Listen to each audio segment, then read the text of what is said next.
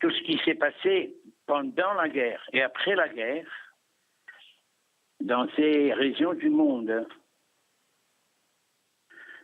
est très important pour la Roumanie.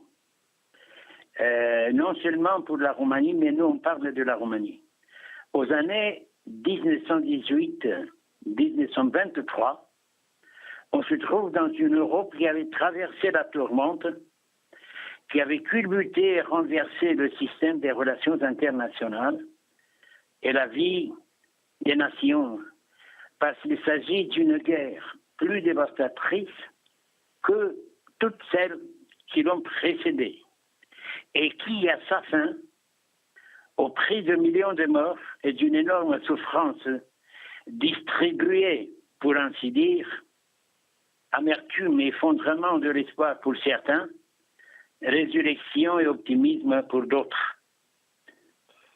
À cet égard, il est question destinée à déceler les racines des déterminants de l'ébranlement des grandes collectivités humaines se réclament de l'actualité, car, à mon avis, elles peuvent éclairer des sentiers moins connus pour la connaissance de la grande aventure humaine dans sa complexité souvent tragique.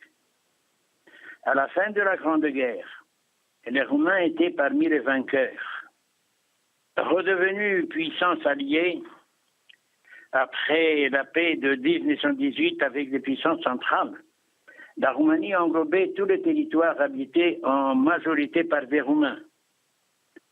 C'était la Grande Roumanie, le résultat du parachèvement de l'unité nationale du peuple roumain en 1918. C'était le moment le plus important dans toute l'histoire du peuple roumain. Sur les plans politiques, militaires, diplomatiques, la Roumanie, qui a doublé son territoire et sa population, devient, à côté de la Pologne, l'un des États les plus importants de l'Europe centrale et de l'Est.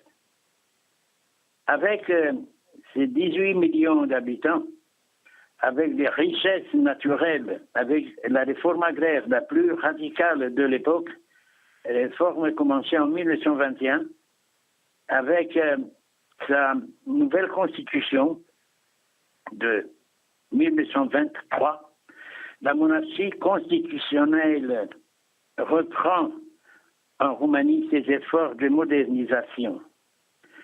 Pour la Roumanie, la guerre a pris fin le 4 août 1919 avec la victoire contre le gouvernement communiste de Budapest.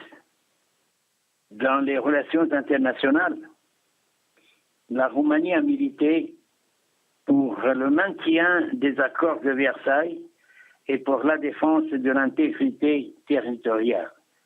Elle a été un acteur important dans le cadre de la petite entente 1920-1921, créée avec la Yougoslavie et la Tchécoslovaquie sous l'égide de la France.